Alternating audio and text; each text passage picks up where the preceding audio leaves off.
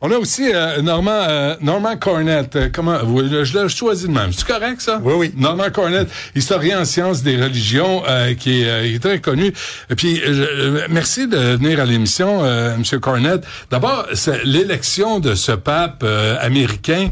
Vous avez enseigné les sciences de religion. Vous avez parlé de la culture, de la politique. Est-ce que c'est pas là l'exemple parfait de la combinaison de ces trois éléments? Dans le cas du nouveau pape, je crois, croyez-le ou non, c'est que le Vatican a pris les grands moyens. Ça n'a pas l'air.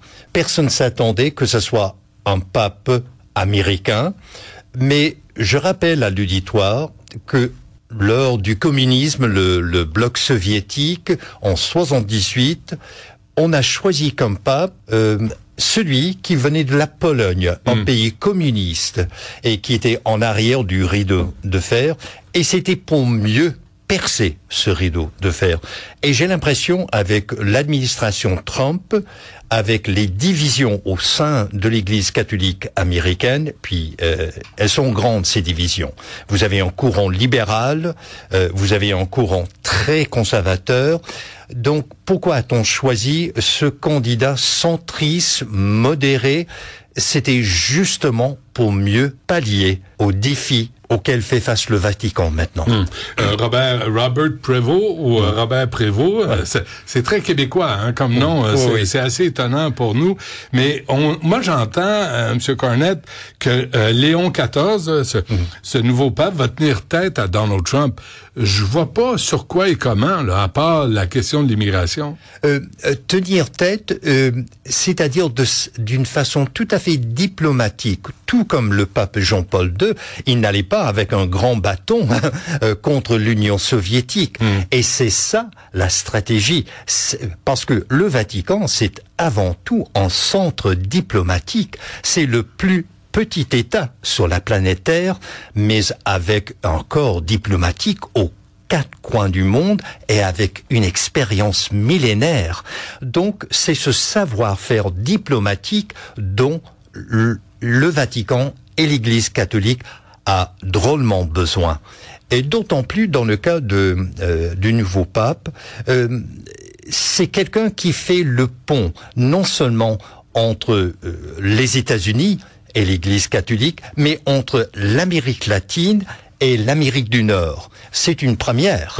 Et ça, c'est très important, puisque les États-Unis, vous l'avez souligné, fait face à des vagues d'immigration. On ne dit pas par dizaines, par centaines, par milliers, ni même par dizaines de milliers ou centaines de milliers. À la frontière avec le Mexique, on parle des vagues des millions. Or, un peu le créneau du nouveau pape, c'est l'immigration. Mais l'Europe vit la même vague migratoire. En passant, le Vatican, je les ai pas vus accueillir beaucoup de migrants, moi, au cours des dernières années. Je sais pas vous, hein? Oui. C'est délicat parce qu'on est un État qui ne l'est pas. Donc, il faut trouver d'autres moyens pour pallier aux besoins. Comme une petite municipalité, le Vatican, c'est pas énorme. C'est pas énorme, mais il faut dire, dans le cas du nouveau pape, c'est un gérant, c'est un gestionnaire chevronné. Il a une fiche de route très impressionnante. Qu'est-ce que ça va changer, ça, pour l'Église catholique? Mais il faut mettre de l'ordre dans la maison. C'est-à-dire? Parce que les finances, c'est toujours une grande préoccupation.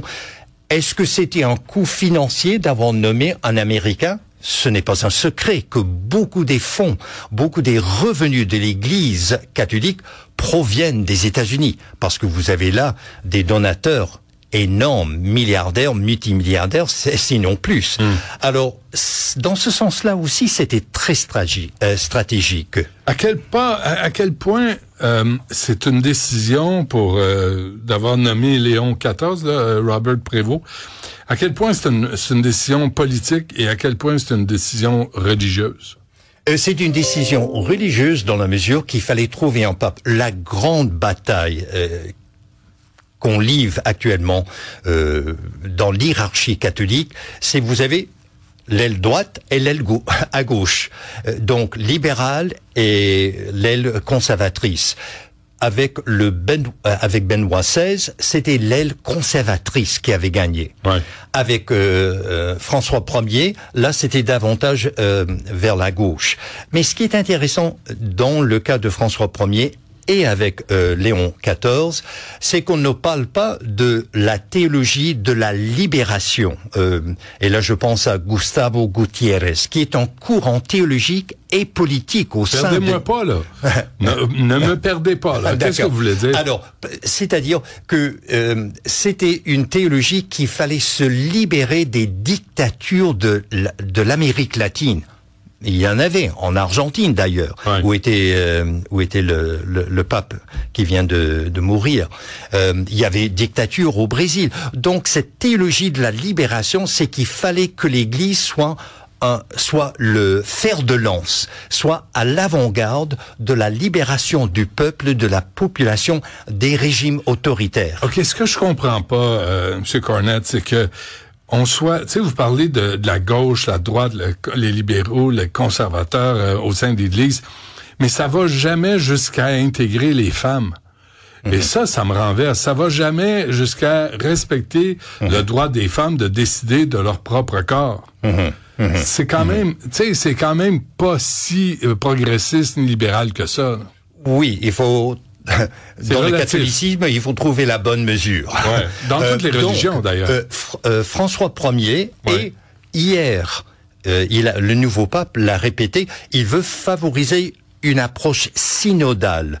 Or, des synodes, c'est non seulement pour l'hiérarchie ecclésiastique, mais c'est également pour rassembler les laïcs. Et il peut avoir une rôle des femmes de consultation dans cela. Donc l'idée c'est pas des servantes là, pas pour apporter le lunch au cardinal, non. Pas pour torcher le plancher. Consultation. Et d'ailleurs moi-même j'ai rencontré des sœurs religieuses avec les doctorats de Harvard University. Ouais. Alors de grâce, vous avez des femmes hautement calées au sein de l'Église catholique. L'Église catholique se prive de ses cerveaux, de ses cœurs, de ses croyantes. C'est-à-dire que ces femmes peuvent aussi être gérantes, gestionnaires des ordres religieux, des femmes, des congrégations religieuses. Mais jamais propriétaire de la boutique.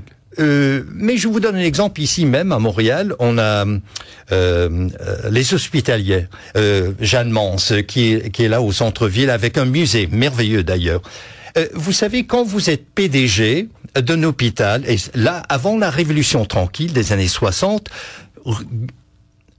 gardons en tête que tout ce qui portait vers la santé, vous qui venez de vous parler des hôpitaux, je vous assure, Monsieur Dutrusiac, que la mère supérieure, et c'était supérieur dans tous les sens du mot, elle n'était pas dupe, c'était une comptable, c'était une gestionnaire, et l'hôpital qu'on appelle l'Hôtel-Dieu ne marchait jamais dans le rouge.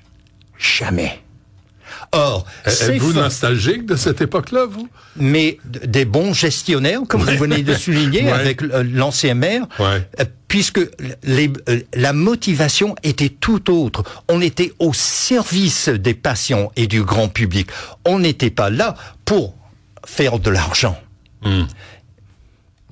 Alors, ces femmes, ces mères supérieures, c'était des chefs. Ouais.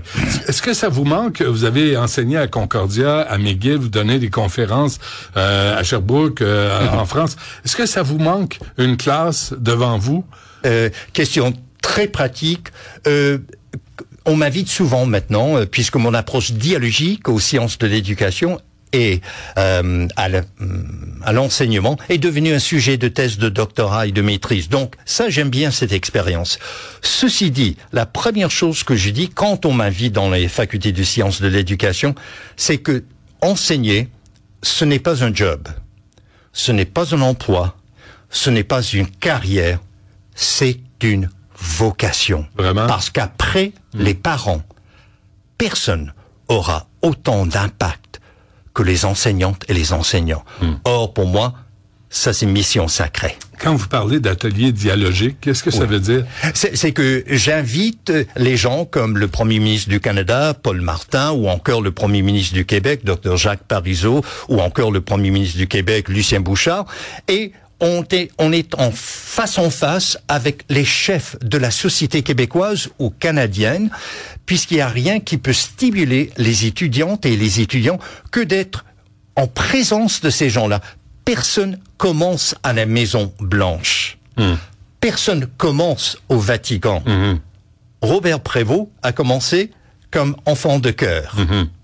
Là, il se trouve au Saint-Siège. Et il faut comprendre qu'on peut avoir de l'influence sur ces jeunes-là qui vont aller ailleurs, qui vont diriger un jour la société. Mais ils deviennent des modèles. Et ces modèles ne sont pas unidimensionnels, sont seulement sur un écran ou seulement à l'écoute, mais ils sont là, en chair et os. Alors vous imaginez à quel point c'est valorisant pour une étudiante de 19, 20, 21, 22 ans de tenir tête au Premier ministre du Canada, tenir tête et je fais pareil avec la Cour suprême du Canada. J'ai invité l'honorable Charles Gontier parce que je savais très bien que plusieurs de mes étudiantes et étudiants voulaient devenir avocats ou avocates.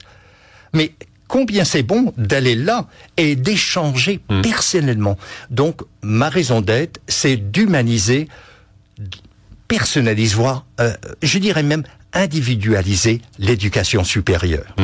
Avant qu'on se quitte, Norman Cornett, est-ce que le nouveau pape, Léon XIV, arrive en pleine guerre des religions? Oui, malheureusement, c'est que souvent...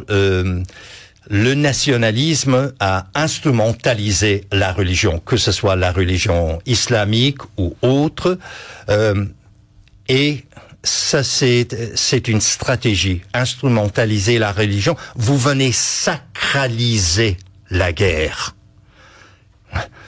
Guerre froide, guerre sainte, djihad, ainsi de suite. Mais j'aimerais boucler la boucle en parlant de le nouveau pape. Pourquoi a-t-il pris le nom Léon XIV? Puisque là, il fait référence à son prédécesseur en 1878, Léon XIII, qui lui proposait un moyen qui n'était ni vulgairement capitaliste, ni encore moins communiste, mais il proposait et d'ailleurs il avait lancé l'encyclique Aeternae Patris de 1891 et qui a lancé ce qu'on appelle le catholicisme social. Or, ça, c'est là où se situe le nouveau pape. Il veut vraiment un catholicisme à l'écoute et qui correspond aux besoins. Mais le catholicisme social, ça veut dire quoi? Ça veut dire qu'on va rencontrer les besoins du peuple, de la population. Ce n'est pas seulement des paroles dans l'air. Là, on va rencontrer leurs besoins. Que ce soit l'éducation, que ce soit médical, que ce soit l'enseignement. Et encore, j'insiste sur l'histoire autrefois on disait le Canada français, depuis les années 60, le Québec, la Révolution tranquille, jusqu'aux années 60, qui assurait les travaux, les besoins sociaux, l'enseignement et les besoins médicaux. Et c'était l'Église. Et très bon marché aussi. C'est un bon choix, Robert Prévost, comme un nouveau pape? Je crois qu'il va chercher sa voie. Je crois il va étonner les gens. Qui plus est, il n'a que 69 ans. Ce qui veut dire qu'il a la possibilité d'avoir un très long pontificat. Il va laisser donc sa marque sur l'Église catholique. Il est là pour un bout de temps. Ah oui. Hey, j'en connais, moi, à 75 ans, qui sont encore très en forme. Oui. Comme vous. Merci. Norman Cornett, historien en sciences des religions, c'est un vrai plaisir de vous rencontrer. C'est réciproque. Merci d'être venu à l'émission. Merci à vous.